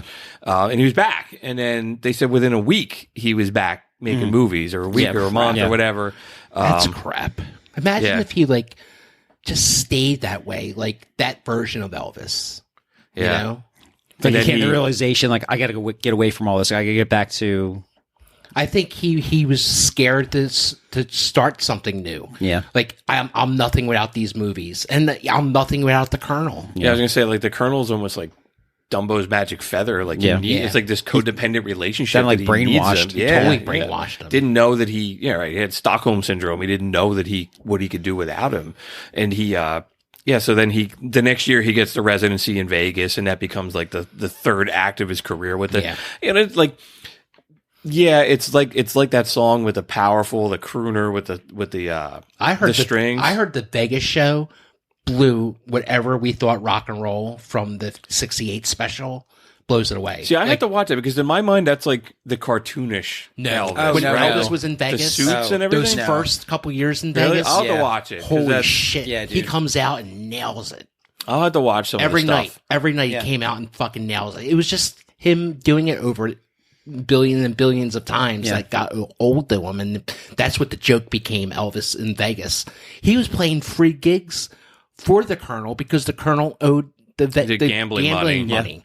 You know, But he worked like to get to that Vegas point, man. He worked his ass off to get to that point. Yeah, he made a lot of movies. Yeah. He was a superstar. He was a celebrity. And he did have, was- after this special, he did really, like, Suspicious Minds and In the Ghetto. He Yeah. had a bunch Yeah. of other, like, some Yeah. hits. Like, But he that was was, kind like- of back in the radio, too. But that was like going to that Vegas thing. That's when, like, what I meant, like, with that song, like, he just started doing songs like in that kind of style, like those big fucking songs, you know. No, Big orchestra. Big's Yeah. a really good way to say it. Big background sounding- singers. yeah, big sound, yeah. orchestra. And then I read another quote from Steve Binder. He said he went and saw Elvis like later, like much later in his career, and he's like, and I looked at him on the stage, and I just knew it was all over. Yeah. 'Cause I mean, again, I'm in my mind, I think he's fat, and that's what like where burnt it's out. the joke. It's like the parody Elvis. Well, that's of- he's and it's a circus, man. Like I Right. mean, all right, get the dancing bear up there. I you mean, know?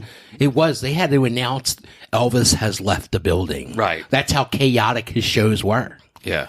I'll go back and I'll watch some of the stuff, man. Yeah. I always walk out of these episodes with some homework, and I'll do that and check out some of the stuff. Dude, you see him walk through the crowd and all that, man, and women are just jumping on him like Yeah. crazy. He's kissing every single one of them too.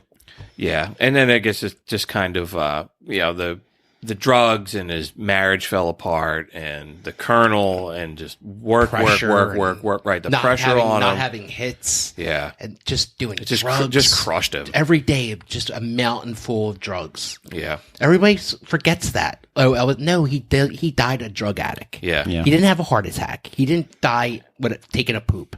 Yeah. He died being a drug addict. Yeah, the tour of Graceland was glossed over that rather lightly. Like, oh, he went up to his restroom and he passed away. It was Yeah. like, no, that's not the story. But and that's not how you want to remember him. But But like even in the Vegas thing, like Ryan said, the drugs, like even the band they were playing 2 gigs a night, man. Oh, they were all Dude, dude. they It was, weren't it was the 70s by then. they weren't allowed to leave the hotel. They were literally in that hotel for like months at a time and not leaving and working Elvis. every day. Elvis had control over his mafia. Yeah. Like Yeah. he was like, you sleep when I sleep, kind of thing. And like Elvis never slept, Yeah. so they never slept. So they were just all on prescription pills all day, all night, not knowing what time of day it was, sleeping when the sun's up. yeah, You and know? it just burned him out, man. He was He had a hell of a good time. he's just a space shuttle Columbia just Yeah, coming back yeah, in the yeah. atmosphere, man. Just Yeah. burned up upon reentry. It's really sad. Like what could have been? Like we've said that with several art, like Buddy Holly hadn't have died, or Kurt Cobain hadn't have died. Like if Elvis hadn't have been away for 10 years, Yeah. and then had this not happened to him at the end of his life, like What would 80s Elvis be? I The was thinking- 80s Elvis. I think eventually, luckily, if he had somebody like, I hate to call Rick Rubin a smart dude, maybe he would have went that Johnny Cash route. He Yeah, would have started yeah. doing other Stripped people's down. songs, stripped down, and like, all right, you're going to do If it he like never this. died, he probably made a bunch of bad shit like Johnny Cash did. Yeah, the chicken that- and yeah, black. just that gonna- whole- I like that song. He would totally. Well, you like do the clam too. I know, So, so did Ryan. yeah. Hey, when I like clam, what can I say? But I would like to, but I like to think that Elvis would have had that kind of Johnny Cash career at the end of his life, like Johnny Cash did. Come full circle back to the Yeah. stripped He down would- Sun he Records would- kind of sounds. He would have been the king of rock and roll for the rest of his life. Yeah. Like that, he would have carried the torch. Yeah. I don't know. Maybe he would have some kick-ass 4-piece band. Maybe he would have been a traveling Wilbury. Who knows? Oh my God. God, yeah, yeah. dude. You That's know? a good point. Wow. I just blew your mind. Did I blow actually- your mind? Maybe after our, we should make our own like the traveling prisoners or something. Yeah. We make our own super group Super or group. something. Our own Wilburys. That'd be the traveling McCuskers or something. No. Nice. So that'd be funny. The warden and the traveling. Yeah. The Wardenberries. Is that it on Elvis? You wanna move? You got anything else? No, I say we play one more rockin' song. All right, let's do it. Let's play All Shook Up from the Stand Up. My hands are shaky and my knees are weak. I can't seem to stand on my own feet. Who do you think of when you have such a luck, man? I'm all shook up. Oh, please don't ask me what's on my mind. I'm a little mixed up, but I feel fine. When I'm near the girl, my heart beats so it scares me to death. I wish touching my hand. I want to chill I got. I just think he brings it. Yeah, he does. I'll cut this out, but the costume guy swore that when he walked off that he had cum in his pants. He I had heard cane that in his too. pants. Elvis And he did? had the Yeah. They said he did that when he had a spontaneous combustion when he was playing with the guys in his original band, and he only made one of these suits, and then he had to clean it for the second night. Yeah. No way. Yeah. And he's like, I did the best I could. I creamed in my pants. Dude, imagine the life he had. He banged so many girls.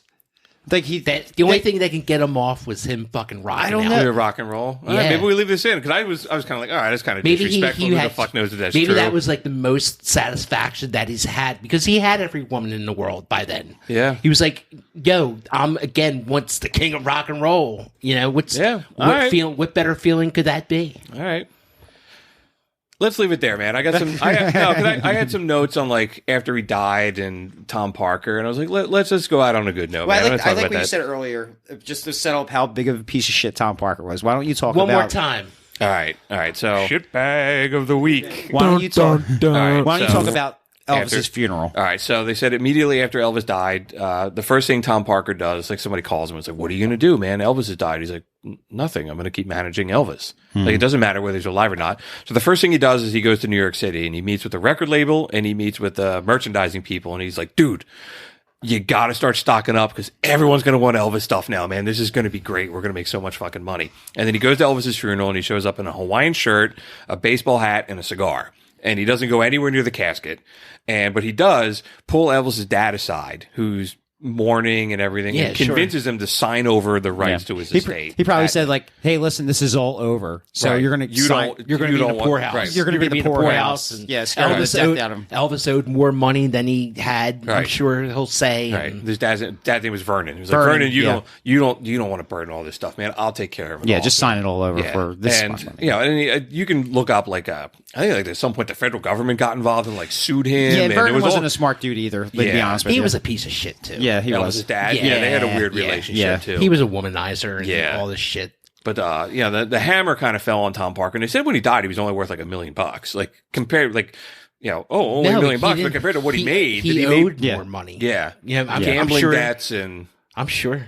Yeah, total jerk off, man. We could do a whole show on just what a scumbag he was in their relationship. Well, again, I hope Tom Hanks makes him look like a shitbag. I do too. So, all right, man. So that's Elvis. Let me roll on. We got some second thoughts. So, the only second thought I really have is around our last episode. So we just want to remind everybody that we want to hear what you think about the 10 artists that we nominated for the Rock and Roll Hall of Fame. You can go to prisonersofrockandroll.com/vote to cast your picks. We think we're going to leave the voting up for a few more times. I did a few more weeks. Excuse me. I did look at it before I came down here, and Ozzy, Motley Crue, and Iron Maiden are in the lead. It kind of shows who our fans are.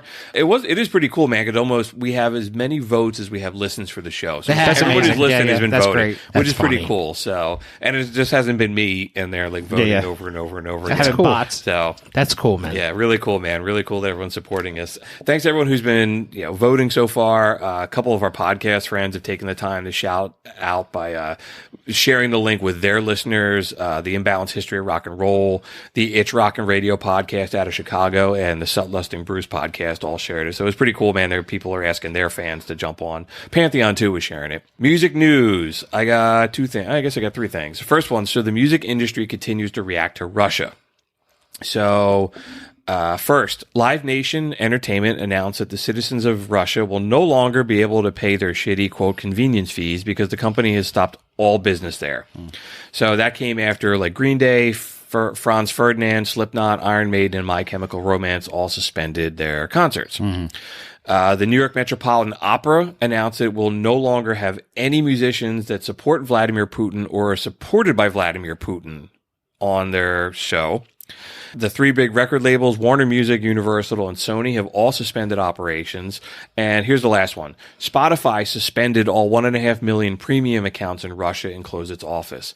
Man, if you were like a teenager in Russia... like, it's not their fault, dude. Like, It's like, again, no rock and roll, man. Right, you're just some kid that just like, I'm has not nothing down with to do this. with anything. Right. He just wants to hear his tunes. Right. And your Spotify account is suspended and you can't get to any music. Yeah. It's like that Blacklist thing, man, that was going around like in the 40s or whatever, the 50s or whatever. They started blacklisting people. Man, this is going to keep on going and going and going. And it's like, you know. Yeah, Russia has a lot of bullshit going. Yeah, no, everybody's going to turn against them. Yeah. and Yeah. The not con- to get political. Like the concert stuff, I get, man. Like you Yeah. can't. That's a You that's can't. No, a you bad can't. look Yeah. if you're going to do No. a show. That's Yeah. gonna be like you're just trying to make money. Absolutely. But it's like the Spotify thing. I was like, dude, to me that's like virtue signaling because again, you're Vladimir, some 18-year-old teenager, and you're sitting in your parents' room in your shitty Eastern Bloc concrete building.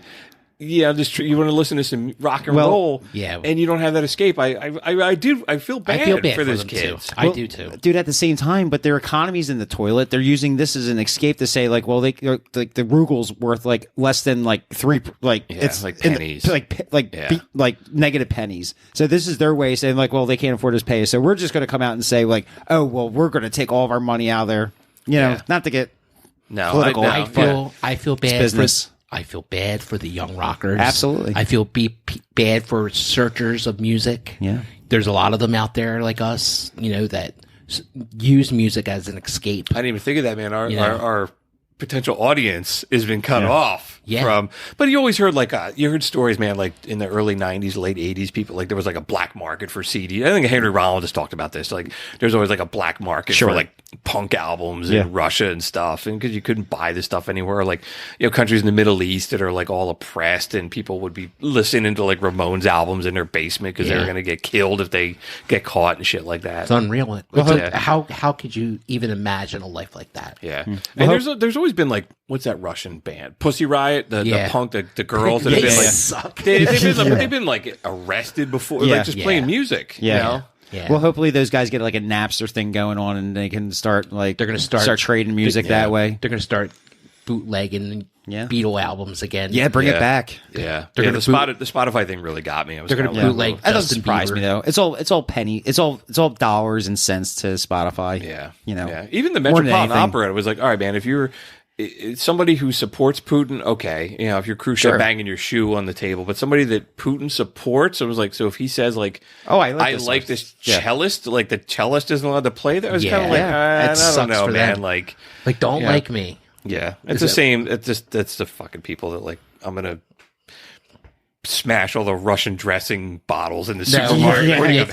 Or they think all vodka is made in Russia. Right. Yeah. Yeah. People just That think makes they're me laugh, Yeah. All right. So Fucking yeah. dopey. Did they get rid of Russian dressing? Like, does Paul no, Newman did they get rid of Right. Paul Newman's Russian dressing yet?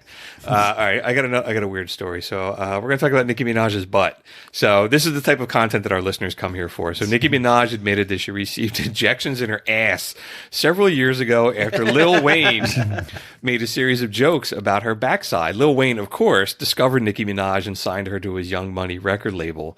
According to Nicki Minaj, Lil Wayne said big booties were his muse and said that she thought they were such a big enough part of rap culture that she got injections to make her ass bigger under peer pressure. I'm not surprised. Yeah, no. So- That ass has a life of its own. No.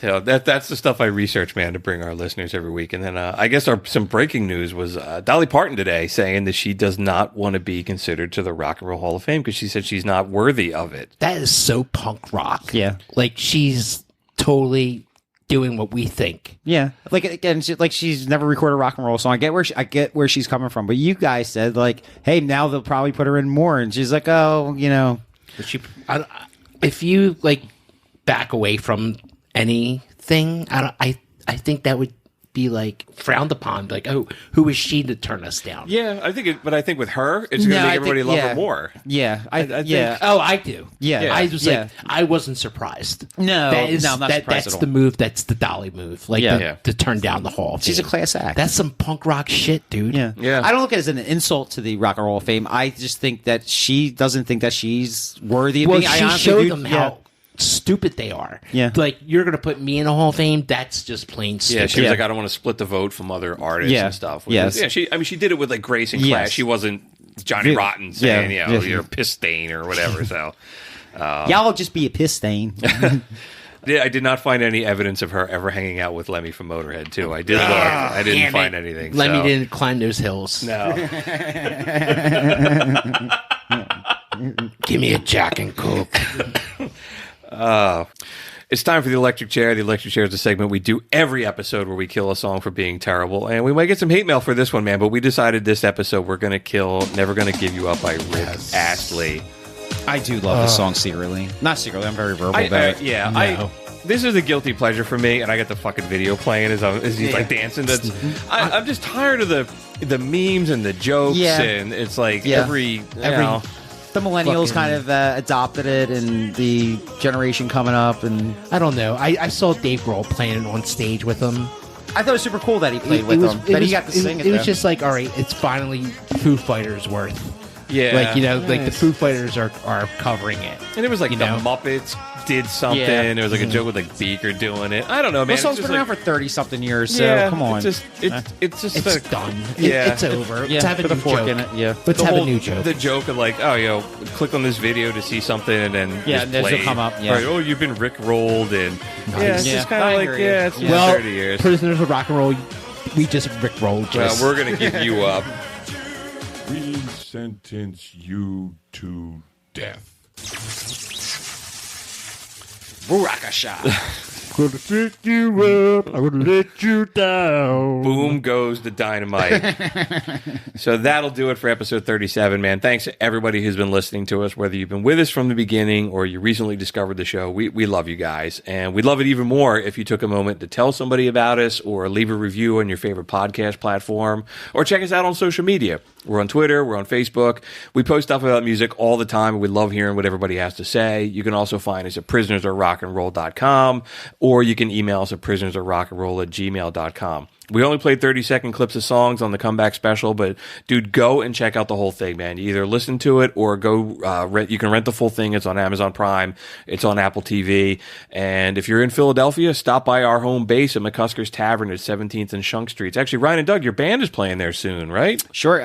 We're playing on the 26th of March. High Street Records. Your first show in like 2 years, right? After the pandemic. It's been like 2 years since we've had live music. Yeah, very cool, man. Live music back at McCuskers. Awesome. Well, you two will be bringing the thunder with High Street Records. I'll be hanging out as well. I think the Warden will be in attendance too. He's playing cowbell then. He's playing tambourine. All right, everybody, that's it. We'll be back in 2 weeks. Check you later. Keep on rocking. Peace out.